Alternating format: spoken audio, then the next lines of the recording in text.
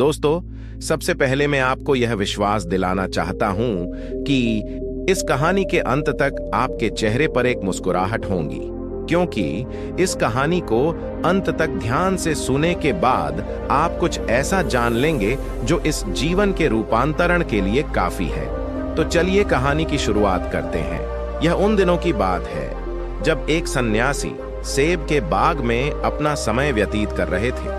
उस समय तक सन्यासी की प्रसिद्धि दूर दूर तक फैल चुकी थी। लोग अपनी चिंताओं और समस्याओं का समाधान खोजने के लिए दूर दूर से सन्यासी के पास आते थे। ऐसे ही एक दिन जब सन्यासी सेब के जंगल में लोगों को उपदेश दे रहे थे तो एक आदमी अपने 24-25 साल के बेटे के साथ सन्यासी की ओर आ रहा था। जब वे उपदेश स्थल के पास पहुंचे तो सन्यासी ने उनकी ओर देखा और इशारा किया। उसके पास बैठने के लिए जब उपदेश समाप्त हो गया और सभी लोग चले गए, तब सन्यासी ने उस व्यक्ति को अपने पास बुलाया और बैठने को कहा। चारों ओर हरियाली थी, मौसम सुहाना था, तरह तरह के पक्षियों की आवाजें गूंज रही थीं। ऐसा नजारा देखकर उस व्यक्ति को अंदर से बहुत शांति महसूस हो रही थी। इसके बाद सन्यासी ने उस व्यक्ति से आने का कारण पूछा।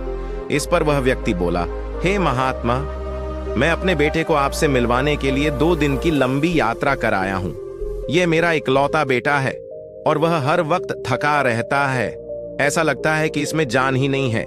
इसका स्वभाव भी काफी चिड़चिड़ा हो गया है। अगर हम इसे कुछ भी कहें तो यह हमारी छोटी छोटी बातों पर गुस्सा हो जाता है। इसकी देखने की क्षमता भी उम्र से पहले ही कमजोर हो गई है और उसके बाल भी सफेद हो रहे हैं। इतनी कम उम्र में बूढ़ा दिखने लगा। मैं समझ नहीं पा रहा हूं कि उसके साथ क्या हो रहा है। हे सन्यासी, मुझे अपने बेटे की बहुत चिंता रही है।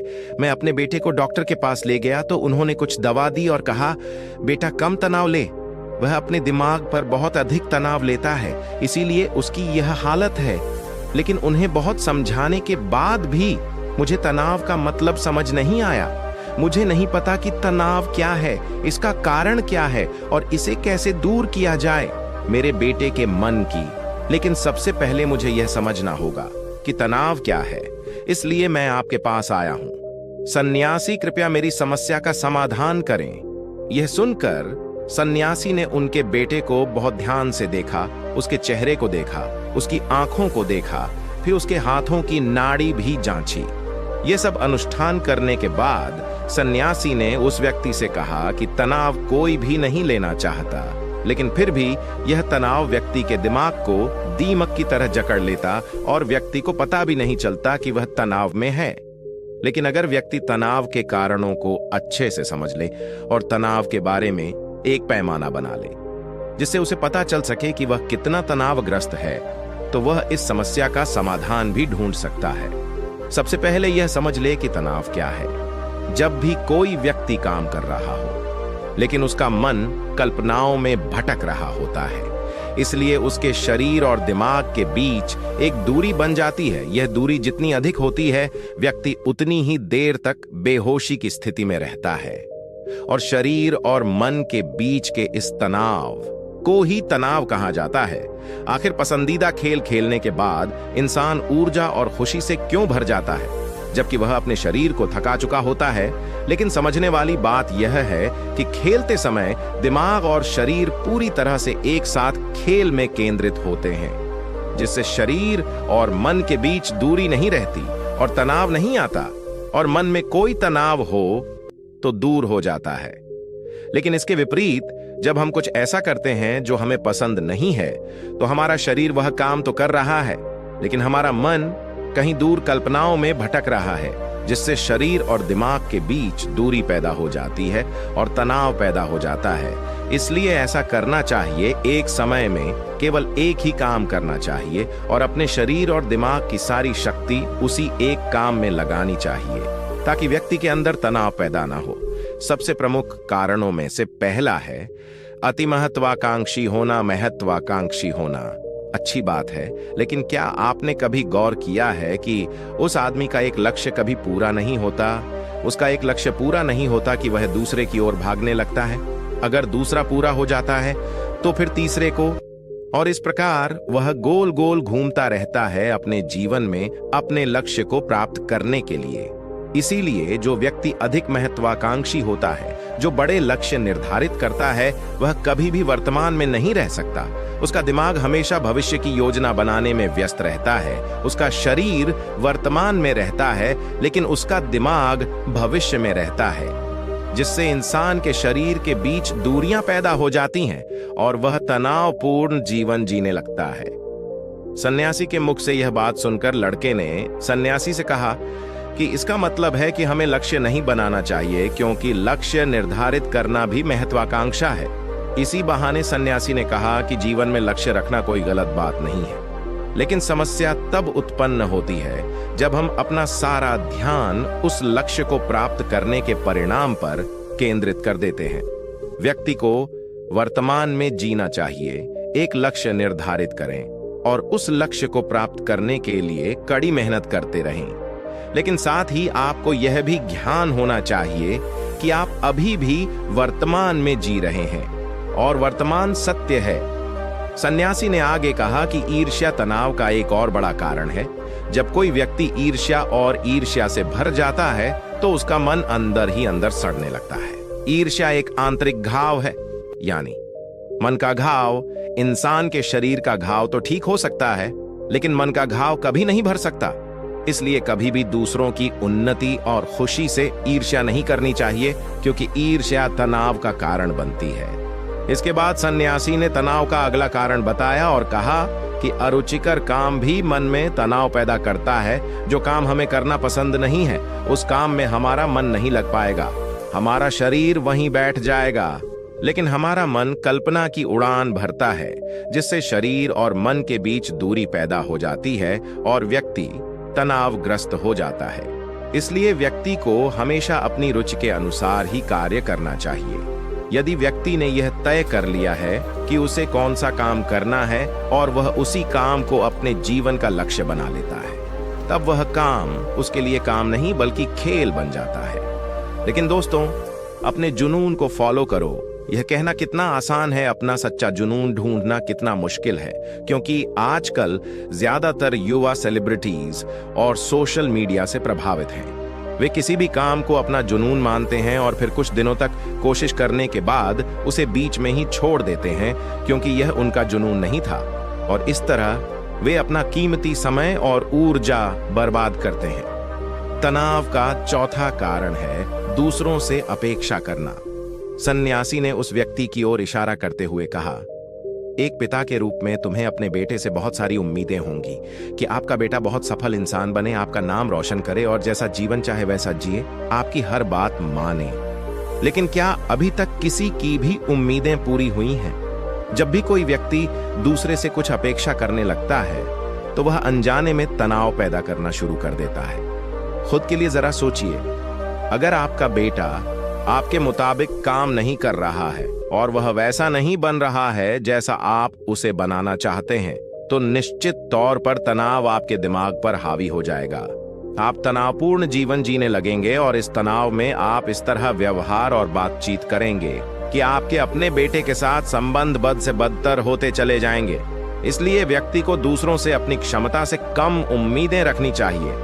और अगर आप पूरी तरह से तनाव मुक्त रहना चाहते हैं तो दूसरों से उम्मीद करना बंद कर दें। इसके बाद सन्यासी ने कहा कि शारीरिक कष्ट भी मनुष्य के तनाव का एक कारण है।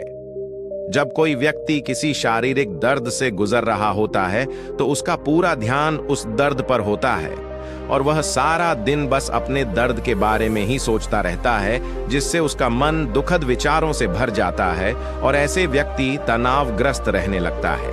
यह सब सुनकर वह व्यक्ति बोला कि हे सन्यासी, शारीरिक कष्ट किसी भी व्यक्ति को हो सकता है, तो क्या वह व्यक्ति जीवन भर तनाव में रहेगा? इसका उत्तर देते हुए सन्यासी ने कहा कि मनुष्य को यह समझना चाहिए कि हमारा जीवन दुख का आधार है। जैसे जैसे हमारा जीवन चलता है, बीमारियां आती हैं और फिर अंत में मृत्यु आती है। इसलिए बीमारियां मानव जीवन का अभिन्न अंग हैं। इससे कोई नहीं बच सकता। यह बस किसी के जीवन में समय से पहले आता है और किसी के बाद आता है, लेकिन सबके पास आता है जब मानव मस्तिष्क इस बात को अच्छी तरह से समझ जाएगा। तो तब उसे अपनी बीमारी के बारे में सोचकर ज्यादा तनाव नहीं लेना चाहिए, क्योंकि यह हमारे जीवन का अभिन्न अंग है और इसके लिए शारीरिक व्यायाम का अभ्यास करते रहना चाहिए और स्वस्थ जीवन शैली को भी अपने जीवन में जगह देनी चाहिए, जिससे उनका शरीर लंबे समय तक स्वस्थ रहकर ठीक से काम कर सके। तनाव का अगला कारण है अपनी योजनाओं को समझने के लिए समय न देना। कुछ लोगों के मन में यह विचार घर कर जाता है कि वे बिना सोचे समझे उस पर काम शुरू कर देते हैं, और जब उन्हें उस काम में असफलता मिलती है तो वे तनाव से भर जाते हैं, क्योंकि उन्होंने उस काम को शुरू करने से पहले उस काम के बारे में पूरी जानकारी इकट्ठा नहीं की थी। किसी भी कार्य को शुरू करने से पहले व्यक्ति को उसके अच्छे और बुरे परिणाम के बारे में ठीक से विचार कर लेना चाहिए। व्यक्ति को यह भी अच्छे से सोचना चाहिए कि यदि यह योजना सफल नहीं हुई तो इसके बाद मैं क्या करूंगा। इसलिए व्यक्ति को अपनी योजनाओं को समझने के लिए पूरा समय देना चाहिए, ताकि बाद में वही योजना तनाव पैदा न कर दे। तनाव का 7वां सबसे बड़ा कारण टाल मटोल है। आज का काम कल पर डाल देना। आपने यह कहावत तो सुनी ही होगी कि आलस्य मनुष्य का सबसे बड़ा दुश्मन है। मनुष्य अपने आलस्य के कारण आज के काम को कल पर टाल देता है और फिर टालना उसकी आदत बन जाती है। टाल मटोल करने वाले का काम कभी भी समय पर पूरा नहीं होता है, और अगर किसी कारण से हो भी जाता है तो उतना अच्छा नहीं होता जितना हो सकता था, और फिर ये बात इंसान के अंदर तनाव पैदा करती है। लेकिन आखिरी समय पर टालना या ना करना एक आदत है, इसलिए न चाहते हुए भी व्यक्ति बार बार इस आदत का शिकार हो जाता है और फिर काम को टालता रहता है, और फिर जब काम की समय सीमा नजदीक आ जाती है तो वह उस काम को पूरा करने की कोशिश करता है। इसलिए तनाव मुक्त रहने के लिए व्यक्ति को काम को टालने की आदत को छोड़ना होगा, और यह तभी संभव है जब लोग काम को समय से पहले पूरा करने का प्रयास करेंगे। तनाव का आखिरी और सबसे बड़ा कारण है ज्यादा सोचना। लगातार सोचना भी एक बीमारी है, और यह उन लोगों में सबसे ज्यादा पाई जाती है जो कल्पनाएं करते हैं, जो अतीत की घटनाओं के बारे में सोचते रहते हैं और जो भविष्य के बारे में बेतहाशा अटकलें लगाते हैं। इसलिए व्यक्ति को ज्यादा सोचने की आदत पर अंकुश लगाना चाहिए। उसे जितना हो सके खुद को काम में व्यस्त रखने की कोशिश करनी चाहिए, और प्रतिदिन ध्यान के अभ्यास को अपने जीवन का हिस्सा बनाएं। सन्यासी के मुख से ये सभी बातें सुनकर वह व्यक्ति हाथ जोड़कर बोला, हे सन्यासी, मेरा बेटा अभी सिर्फ 20 साल का है और उसे इतनी समझ भी नहीं है कि वह सभी बातों का पालन कर सके। कृपया तनाव दूर करने का कोई आसान तरीका बताएं, ताकि मेरा बेटा भी उसे अपना सके और तनाव मुक्त रह सके।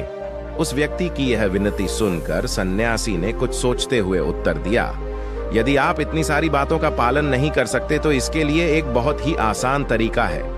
आप एक समय में एक ही काम करने पर ध्यान केंद्रित करते हैं। आप उस समय जो कर रहे हैं बस उसी पर ध्यान केंद्रित करें, और यदि आपका मन भटकता है तो जैसे ही आपको याद आए अपना ध्यान उस काम पर लौटा दें। तनाव मुक्त रहने का यह सबसे आसान और अच्छा तरीका है। जब आप खाएं तो केवल खाएं, उसके स्वाद का आनंद लें, उसे महसूस करें। जब आप चलें तो अपना ध्यान केवल चलने पर केंद्रित करें। इससे आपका दिमाग और शरीर दोनों एक ही जगह पर केंद्रित रहेंगे। दोनों के बीच कोई दूरी नहीं रहेगी, जो तनाव का मुख्य कारण है। दोस्तों, आज की युवा पीढ़ी एक ही